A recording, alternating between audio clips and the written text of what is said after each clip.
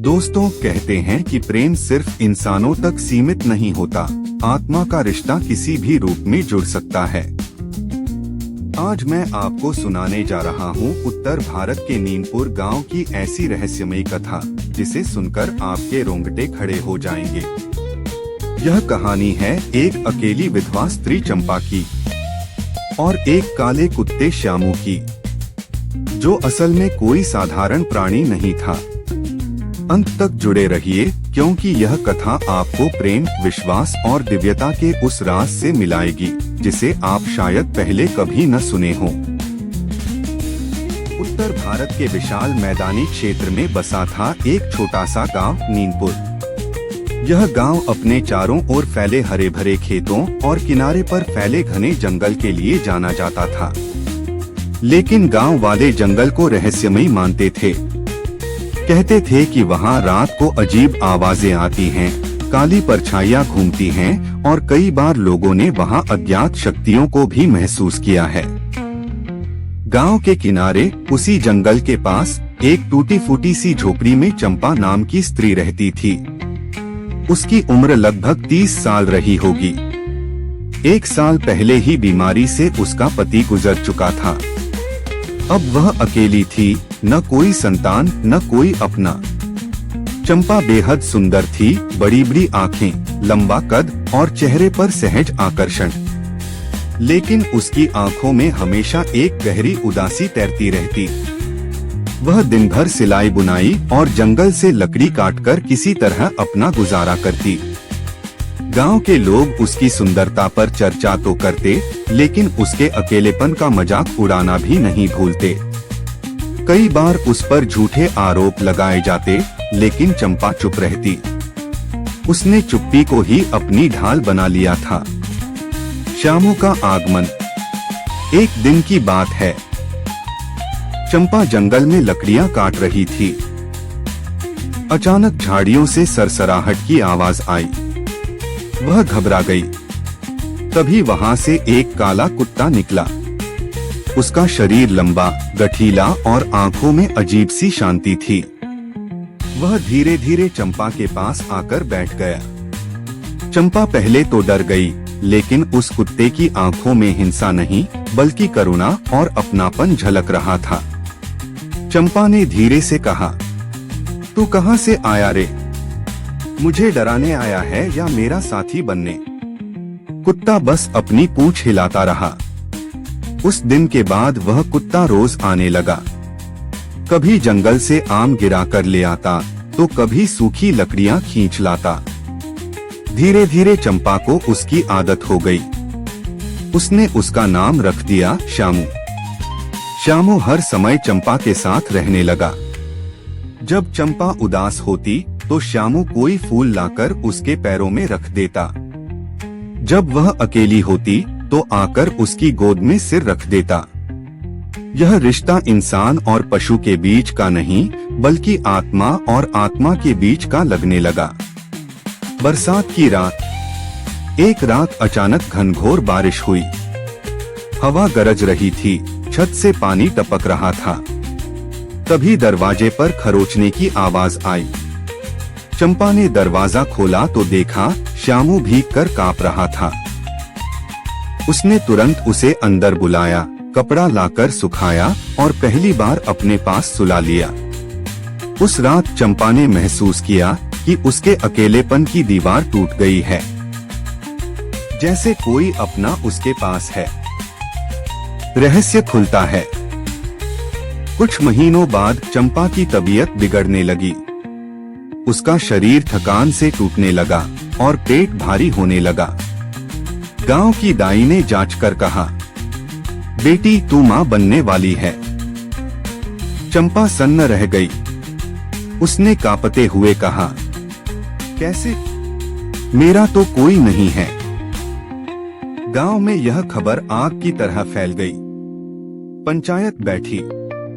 मुखिया ने पूछा, सच सच बता, तेरे गर्भ का पिता कौन है?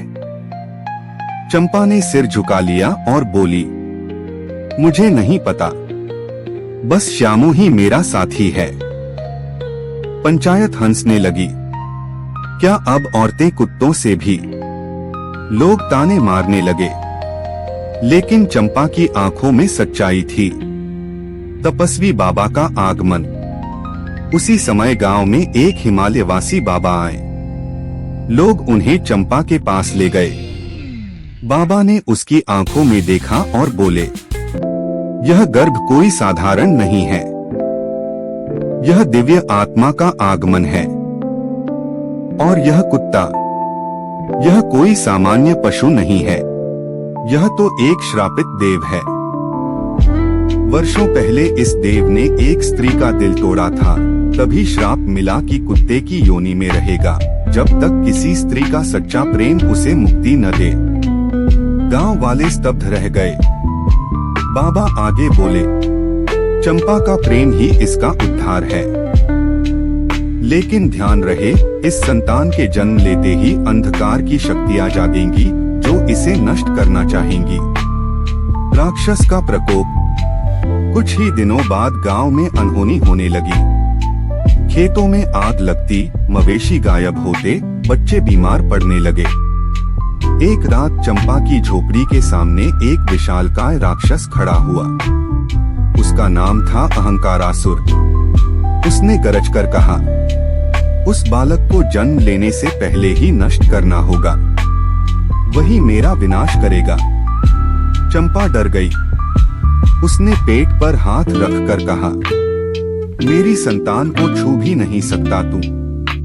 राक्षस त्रिशूल लेकर झोपड़ी की ओर बढ़ा। तभी गर्जना हुई। श्यामू बदल चुका था।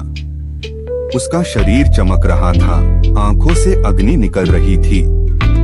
वह छलांग मारकर राक्षस के सामने आ खड़ा हुआ। दिव्य युद्ध। श्यामू और अहंकारासुर के बीच भयंकर युद्ध हुआ।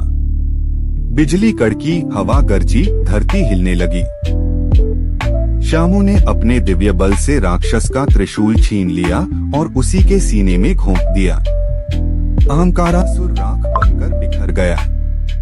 ध्रुव का जन्म। इसी बीच चंपा प्रसव पीड़ा से कराह रही थी। श्यामू उसके पास आया, माथे पर हाथ रखा। एक दिव्य ऊर्जा उसके भीतर समा गई। कुछ ही देर बाद चंपा ने एक पुत्र को जन्म दिया। वह बालक सोने की तरह चमक रहा था। आंखों में शांति, लेकिन भीतर तेज अग्नि। श्यामू ने मुस्कुराकर कहा, यह बालक मानव और देव के मिलन का प्रतीक है। इसका नाम ध्रुव होगा। यह धर्म और सत्य की स्थापना करेगा। चंपा की आंखों से आंसू बह निकले। अब तू मुझे छोड़कर मत जाना। श्यामू बोला, जब भी इस बच्चे को मेरी जरूरत होगी मैं लौट आऊंगा। मैं तेरे विश्वास का उत्तर हूँ। यह कहकर श्यामू दिव्य प्रकाश में बदल गया और आकाश की ओर उड़ गया। उपसंहार। उस दिन के बाद नीमपुर बदल गया। गांव वाले जो चंपा को ताने मारते थे, अब उसे देवी कहकर पूजने लगे। चंपा ने ध्रुव का पालन पोषण बड़े साहस से किया और पीढ़ियों तक लोग अपने बच्चों को यही कहते, मत रो बेटा, ध्रुव की माँ की तरह तू भी साहसी बन। यह कहानी सिर्फ प्रेम की नहीं थी। यह सत्य, तपस्या और दिव्यता की जीवंत मिसाल थी, जो युगों युगों तक सुनाई जाएगी।